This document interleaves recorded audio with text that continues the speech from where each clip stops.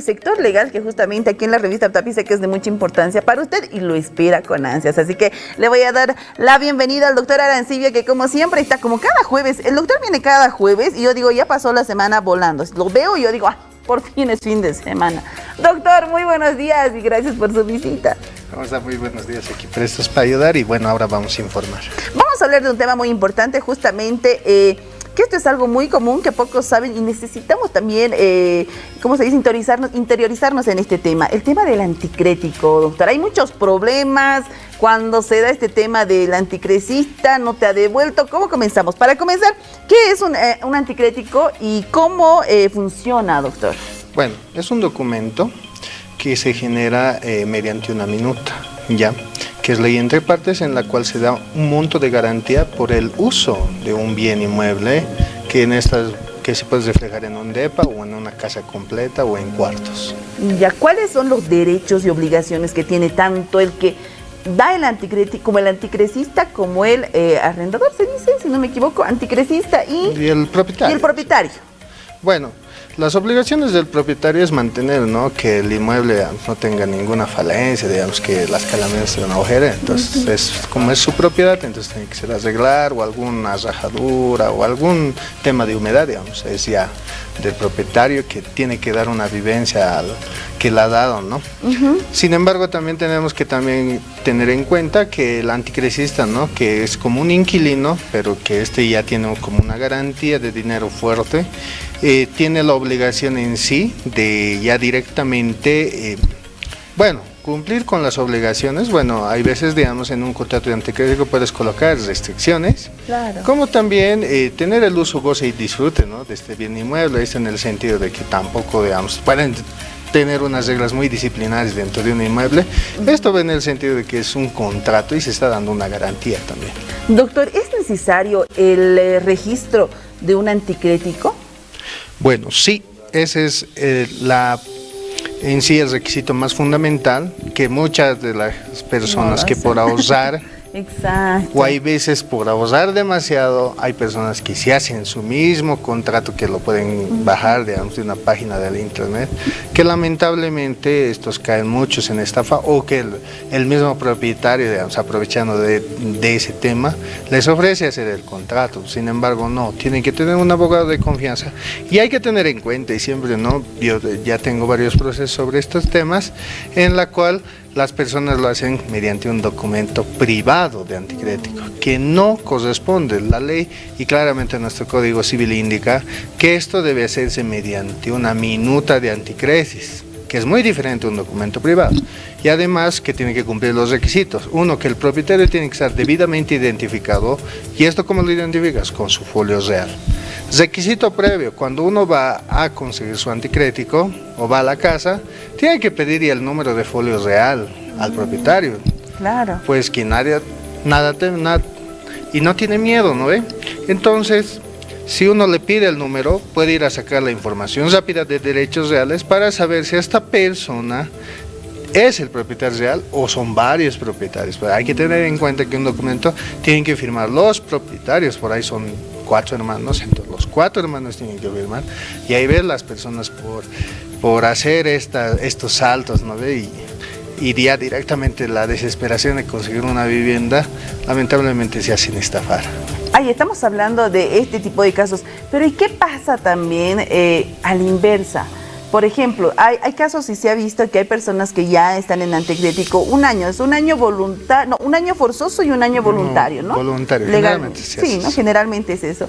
¿Y qué pasa cuando ya la persona, digamos, por X motivo, sigue viviendo bastantes años? Muchos indicaban que podían quedarse incluso con la vivienda, o sea, va pasado un tiempo donde no se haya nuevamente realizado el documento, la renovación en este caso.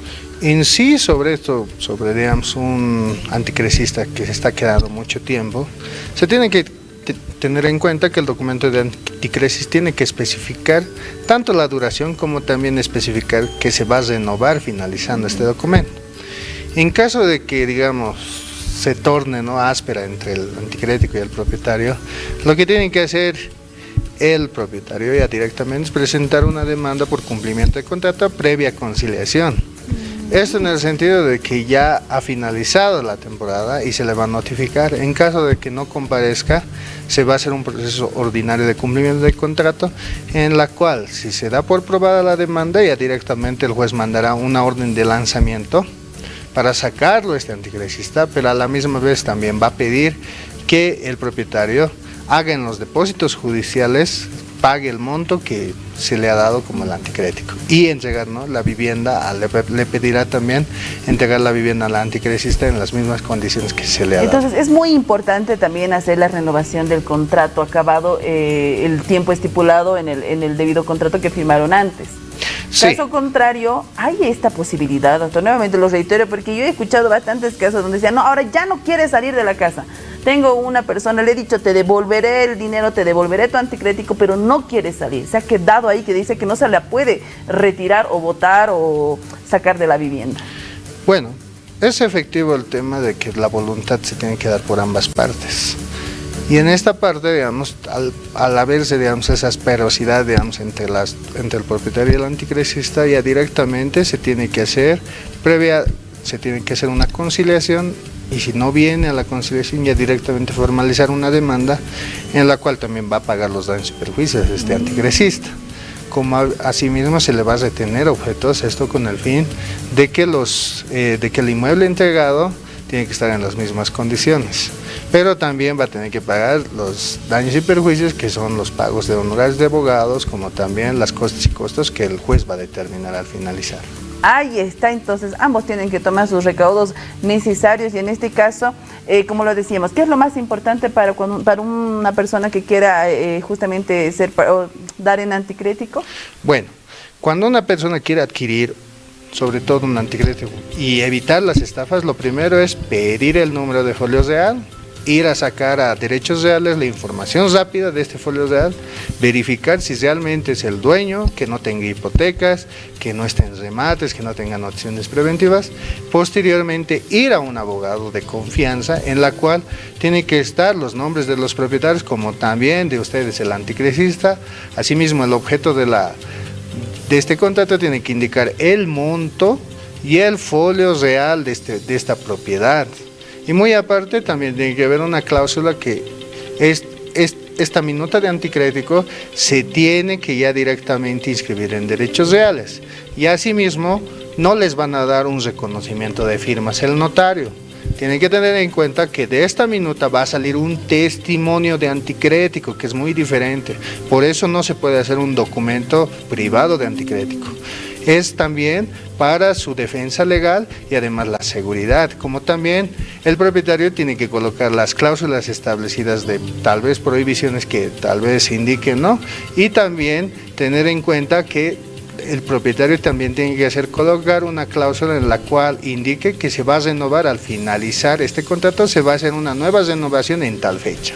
Ahí está. Y algo muy importante, doctora, antes de que nos pise el tiempo, ¿qué pasa con el tema del anticrético y este tema del dólar y el boliviano que ha habido? Si uno entrega en dólar no puede devolver en boliviano, si ha entregado en boliviano no puede devolver en dólar. ¿Hay ese tipo de estipulaciones dentro del contrato? Bueno, hasta el momento existen muchas circunstancias legales en este tema, ya que se ha dado en conciliaciones.